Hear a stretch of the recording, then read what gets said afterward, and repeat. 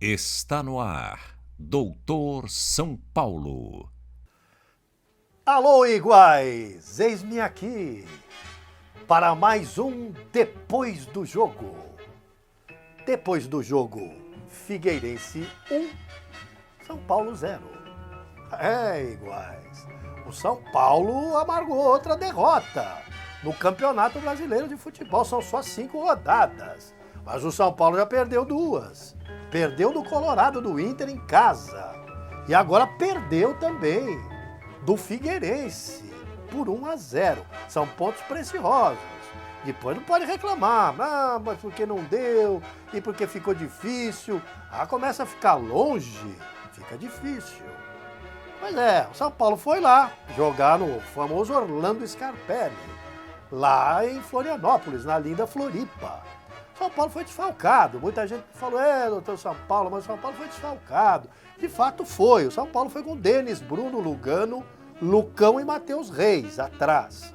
Thiago Mendes, Wesley, Auro, Ganso e Centurion com Allan Kardec na frente. Esse é o time do São Paulo no famoso 4-5-1 de El Paton, que os puristas chamam de 4-3-2-1. Eu não considero 4-3-2-1 uma coisa tão fixa assim. Né? São Paulo joga com 5 povoando o meio campo. Os pontas, eventuais pontas, supostos pontas, jogam atrás, jogam marcando a saída dos laterais.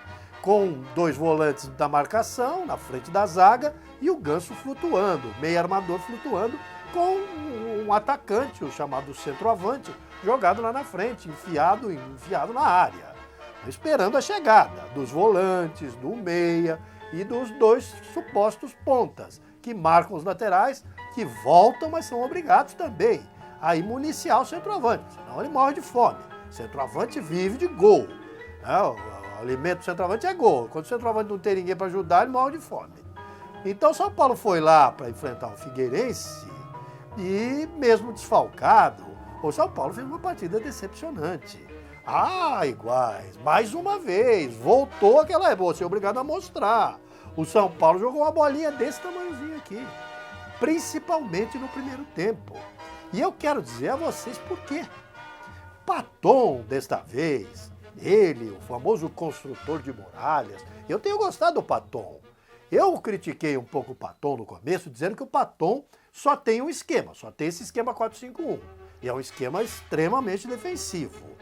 O São Paulo, a torcida, os devotos não estão acostumados com esse esquema extremamente defensivo. Então nós demoramos um pouco para acostumar com o Paton.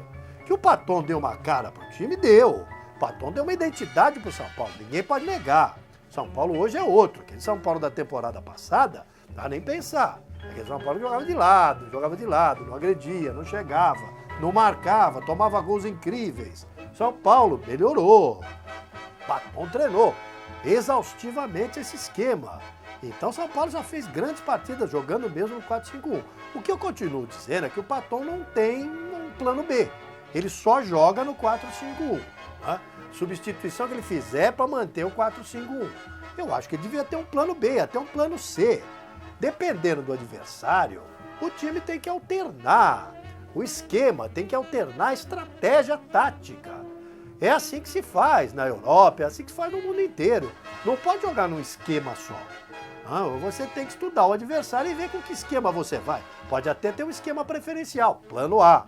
Mas você tem que ter esse esquema alternativo, plano B, plano C. O Paton não tem, mas vamos deixar isso para lá, porque eu repito, ele é um construtor de muralhas, de barreiras e deu sim uma identidade ao São Paulo. Mas nesse jogo, lá em Floripa, o São Paulo estava plenamente descaracterizado. O São Paulo não era o São Paulo que nós costumamos ver, que nós nos acostumamos a ver nestes últimos jogos. Quando você diz que vai jogar o Lucão, então a torcida já fica de cabelo em pé. Eu também fico. Porque o Lucão, além de não acertar de maneira nenhuma, ele é azarado. Vocês podem ver, cada jogo do Lucão, além de ser um susto a partida inteira, porque o Lucão é lento, porque o Lucão perde todas de cabeça, porque o Lucão recua as bolas para o goleiro de uma forma que é meio gol para o adversário, Porque o Lucão quer enfeitar, porque o Lucão não tem segurança, porque o Lucão, enfim, não acerta. Além de tudo, ele é azarado. Quando ele erra, é gol do adversário. Não é? Então, o São Paulo entrou com o Lucão, já era um indício. Thiago Mendes e Wesley na frente da zaga pareciam muito cansados. E eu não sei o que está acontecendo com esse time de São Paulo. O elenco é pequeno, eu sei, é pequeno, é diminuto. Mas olha, foi assim a vida inteira. Desde que eu era criança, quando eu assistia futebol, lá com meu pai, lá em Atibaia, mesmo até em Ribeirão Preto, quando eu era pequenininho, lá com 2, 3, 4 anos de idade, eu já via futebol. Entrava em campo lá, fui mascote no comercial de Ribeirão Preto, meu bafo de lá. Depois eu fui para Atibaia e continuei vendo. Aí o meu negócio era São Paulo, né, desde cedo, mas aí eu continuei, eu via pelo rádio, via os videotapes pela televisão, quando podia vinha a São Paulo. Ia ao Pacaembu, naquele tempo era o Pacaembu, depois houve a construção do Morumbi, e a gente ia ver os jogos no Morumbi, saía de Atibaia, pertinho. Então eu estou vendo futebol há muito tempo, e desde aquela época, só se joga quarta e domingo, sempre se jogou quarta e domingo. Essa história de que os jogadores estão cansados, os jogadores hoje, o que se diz é que eles têm muito mais força física do que os jogadores do passado. Agora, os jogadores do passado aguentavam o tranco, todo mundo jogava quarta ou quinta e sábado ou domingo. Sempre foi assim. Se jogava o Campeonato Paulista, quarta e domingo, e depois, quando acabava o Campeonato Paulista, tinha o torneio Rio São Paulo. E se jogava também às quartas-feiras e aos sábados ou domingos. Quartas ou quintas, sábados ou domingos. Sempre foi assim. Futebol sempre foi esse. Agora, de uma hora para outra, aqui no Brasil, se reclama de tudo. Daqui a pouco vão proibir a bola. Aqui em São Paulo, por exemplo, já se proibiu de tudo, né? Bandeira, cervejinha no estádio, não pode, não pode agora clássico com uma torcida só. Daqui a pouco vão proibir a bola. Mas o negócio é assim, reclamam de tudo. E agora, o negócio é o seguinte, os jogadores, mas joguei quarta, não posso jogar domingo. Sempre foi assim o futebol. Então o São Paulo está reclamando, além de ter um elenco pequeno, os jogadores estão reclamando de cansaço. Cansaço emocional, porque nós jogamos a Libertadores, estamos classificados para as semifinais. Tudo bem, muito bonito. Agora, já passou. Faz quanto tempo que o São Paulo jogou aquela memorável partida desclassificando o Atlético Mineiro lá no Horto? Faz quanto tempo? Já faz 15 dias. Então é na hora de estar todo mundo aí, tranquilo para jogar bola. O jogador treina lá, o dia inteiro, vai dizer, não dá tempo de treinar, é muito avião, é isso e aquilo, o Brasil é muito grande, Campeonato Brasileiro e tal. Mas sempre foi assim. Os times de futebol sempre jogaram quarta e domingo. E olha que quando acabavam os campeonatos, ainda tinha um espaço, os campeonatos eram mais curtos, menos times, ainda tinha um espaço e os clubes todos iam viajar, iam fazer excursões. Aquele Santos de Pelé, de Dorval, Mengalvio, Coutinho, Pelé e Pepe, viajava até no meio do Campeonato Paulista. Jogava terça lá no Chile, no Pentagonal do Chile. Quinta voltava ao Brasil, fazia partida pelo Campeonato Paulista, voltava, jogava outra pelo Pentagonal do Chile, voltava a fazer o jogo em São Paulo. Ninguém se queixava de nada, o Pelé nunca se queixou de nada. Agora, hoje todo mundo se queixa. E o que eu percebi foi um São Paulo cansado. Nem Thiago Mendes, nem o Wesley aguentaram o ritmo do jogo. O Wesley, aos 15 minutos, 14, 15 minutos, já saiu, sentiu, saiu. O Thiago Mendes não foi nem sombra do que ele é sempre. Parecia cansado, apático no jogo. E El Paton, para complementar isso tudo, essa tal canseira emocional, cansaço físico e emocional, El Paton escalou mal o São Paulo. Me desculpa, El Paton, você que é um armador de muralhas, um construtor de muralhas. Mas olha, pra que Auro na ponta direita, Paton? Pra quê? O Muricy cismou, em certa ocasião, que esse garoto Auro, que é bom de bola assim, não marcava. Então colocou o Auro pra jogar na ponta direita. Pôs 1, 2, 3 vezes, o menino não jogava. Aí afastou o menino. Não joga nem atrás e nem na frente. O Auro, quando jogou nesse Campeonato Brasileiro, jogou muito bem, jogou na lateral direita, substituiu o Bruno. E jogou muito. O Auro foi à frente, o Auro marcou, jogou um partidaço. Agora, o Auro não é ponta direita. O menino não tem cancha, o menino não tem rodagem, não dá para jogar na ponta direita. O Auro é lateral. Aprendendo a marcar, ele vai subir, como faz o Bruno. Então põe o Bruno logo na lateral direita e o Auro fica na posição de origem. Eu não sei por que Kelvin no banco. O Kelvin é um menino de 22, 23 anos. Será que o Kelvin estava cansado? Não, botou o Kelvin no banco. Então, quando eu vi Auro Allan Kardec e Centurion, eu disse, o São Paulo vai achar gol como? De que jeito? Só se o Ganso tiver numa jornada fantástica, para o São Paulo achar um gol. Por que não experimentar o Rogério? O Centurion não vem jogando todas aí? E por que não experimentar o Zé Bonitinho na posição dele, na ponta esquerda, do lado esquerdo, aberto pelo lado esquerdo? Não. O Paton resolveu manter o Centurion entrou em campo e, como sempre, a mesma coisa, lo de sempre, não fez absolutamente nada, parecia cansado também, jogou muito mal e ficou o tempo inteiro jogando. A mesma coisa aconteceu com o Auro do lado direito, que parecia engessado lá pelo lado, não sabe jogar lá. Então o Paton escalou mal. Era para manter o Kelvin do lado direito e se era para testar alguém, se era para descansar alguém, pusesse o Centurion para descansar e colocasse o Rogério no campo. Mas não, né? Inventou com o Auro na ponta direita, manteve o Centurion, o time estava cansado, apático, e o São Paulo tomou um baile no primeiro tempo. Primeiro tempo o São Paulo levou um baile, é melhor esquecer, vamos falar muito pouco nesse depois do jogo. O São Paulo levou um baile do Figueirense. Levou o gol logo aos 15 minutos, né? Levou o gol de Rafael Moura. Rafael Moura já passou pelo Corinthians, já passou pelo mundo. Né? E o Rafael Moura está em fim de carreira. Veio fazer gol aqui no São Paulo. Está emprestado no Internacional, lá no Figueira. Ele é um homem perigoso de cabeça, todo mundo sabe disso. E o Lugano ficou encarregado de marcar o famoso Rafael Moura. Mas o Figueirense veio para cima do São Paulo. Percebeu que o São Paulo estava entrando em campo apático. Entrando em campo, tocando para lá e tocando para cá. O Figueira foi em cima do São Paulo. Né? Então, numa partida horrorosa do lateral Matheus Reis, pior partida dele no São Paulo até agora, o Matheus Reis completamente desatento, ele que tem jogado também as últimas partidas. Será que tá cansado também esse menino? Então, tudo bola nas costas do Matheus Reis o tempo todo. E depois de 2 ou 3, aos 15, uma bola foi lançada, o Figueirense roubou uma bola no meio do campo, lançou nas costas do Matheus Reis. O Matheus Reis, quando chegou, era tarde, foi fechar, não deu mais. O jogador que se insinuou pelo lado direito, foi fazer o cruzamento, mas demorou demais para cruzar. Dava tempo do Lucão chegar na cobertura. Mas o Lucão, com aquela lentidão dele, veio e se postou na frente do jogador. O jogador cruzou mal, cruzou na cabeça do Lucão. Mas o Lucão cabeceou para trás. E tirou a bola da cabeça do Lugano, que talvez, se não tocasse essa bola na cabeça do Lucão, o Lugano tivesse cortado. Mas o Lugano saiu atrás do Auro, atrás do Lucão, esperando o que ia acontecer com a bola encobriu o Lugano pela cabeçada de cocoruto do Lucão e caiu na cabeça do Rafael Moura, que não perdoou. Gol do Figueirense. 1-0 pro Figueirense e aí desandou de vez. O São Paulo cada vez pior no primeiro tempo, mas foi muito mal, mas muito mal. Logo depois do gol, o Wesley saiu mancando. Não estava fazendo nada no jogo, mas saiu mancando. Entrou o João Schmidt para melhorar o time, né? E o São Paulo andou em campo, levou um baile. Podia ter sido 2 ou 3 no primeiro tempo. No segundo tempo, o Paton quis corrigir o erro. O que ele fez? Colocou o Kelvin no lugar do Auro. Tirou, porque o Auro não estava jogando. Era para tirar com 20 minutos.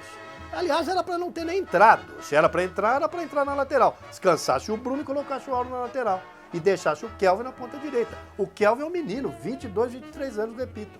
Então entrou o Kelvin, né, no intervalo, o João Schmidt melhora o time. O João Schmidt é melhor que o Wesley. O João Schmidt é a grande promessa do São Paulo, foi o melhor jogador de São Paulo, um dos poucos jogadores que se salvaram nesse jogo. E então com o João Schmidt, com o Kelvin na ponta direita, o São Paulo melhorou. Porque o João Schmidt tinha para quem passar a bola. Então o Kelvin recebeu os lançamentos pelo lado direito e vem agudamente. O Kelvin é um jogador vertical, um jogador que vai para cima do zagueiro. Então o São Paulo melhorou um pouco. E mais, o Figueirense ajudou. Né? A sorte ajudou o São Paulo tirando o Wesley de campo, que era um fantasma, colocando o João Schmidt. O Paton acertou, consertou o erro colocando o Kelvin no lugar do Auro. Né? E o São Paulo poderia ter melhorado porque o Figueirense também ajudou. O Figueirense veio no segundo tempo para jogar atrás. O Figueirense não acreditava que tinha feito 1-0 no São Paulo. Achou que agora o São Paulo vai jogar. Então veio recuado e ficou esperando o São Paulo no campo de defesa. Mas o São Paulo estava numa noite irreconhecível, né? Então o São Paulo não jogava. ficou essa coisa, só jogava o João Schmidt e o Kelvin, né, tentando alguma coisa. O Allan Kardec, mais uma vez, saiu do sarcófago para jogar. Que fase horrorosa, meu Deus! Eu nunca vi, é um negócio terrível. Terrível. Eu não sei se o Allan Kardec não quer mais jogar no São Paulo. É um negócio impressionante. Ele não joga, apanha da bola.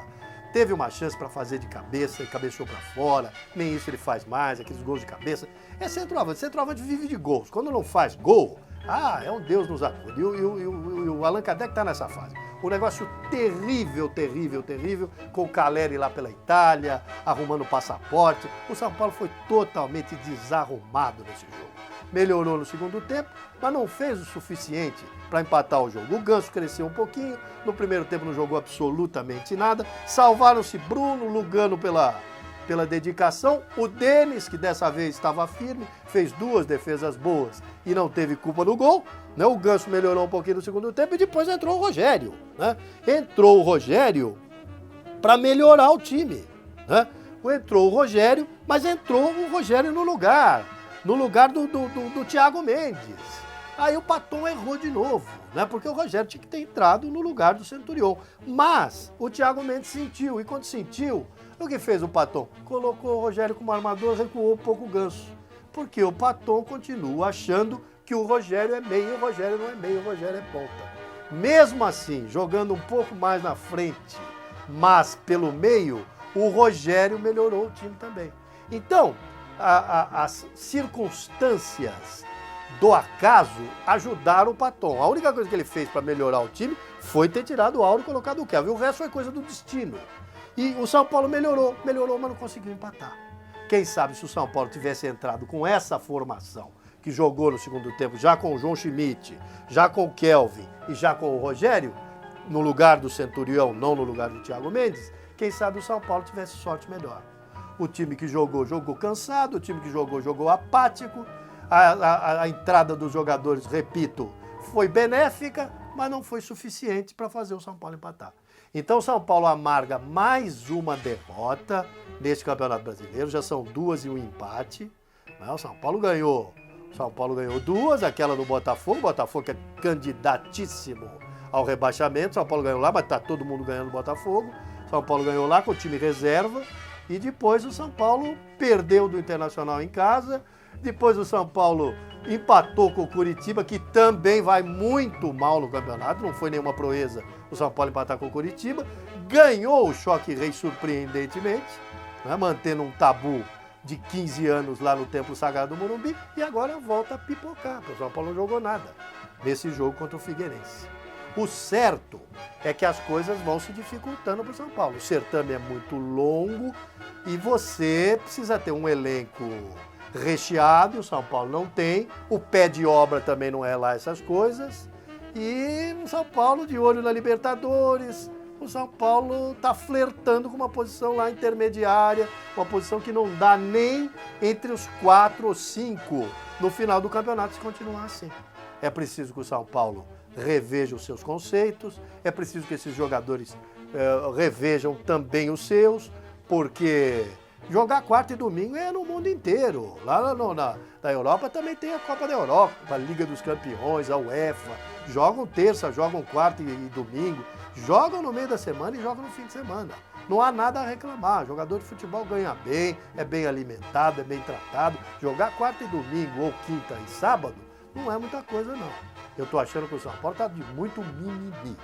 Os olhos estão postos na Libertadores. A reclamação dos devotos ainda não é intensa. Mas se o São Paulo se desclassificar na Libertadores, vai ser difícil com esse começo aqui recuperar os pontos no Campeonato Brasileiro. Era isso que eu tinha a dizer, né? Depois do jogo, São Paulo 0, Figueirense 1 lá no Orlando Scarpelli. São Paulo, abre os olhos, São Paulo. Abre os olhos, porque continuando assim, não dá. São Paulo não chega a lugar nenhum no Campeonato Brasileiro. E a Copa Libertadores vai demorar. A Copa Libertadores agora é só em julho. São Paulo tem o Cruzeiro domingo, na próxima rodada, e depois tem mais 4, 5, 6 jogos aí, antes da Libertadores. Então tá na hora de abrir o olho. Paton, abre o olho. Era isso, repito, o que eu tinha a dizer depois desse lamentável Figueirense 1, São Paulo 0. Sejam felizes, oremos e paz. Deus iguais. Eu te proponho, ó meu São Paulo, amar-te sempre assim.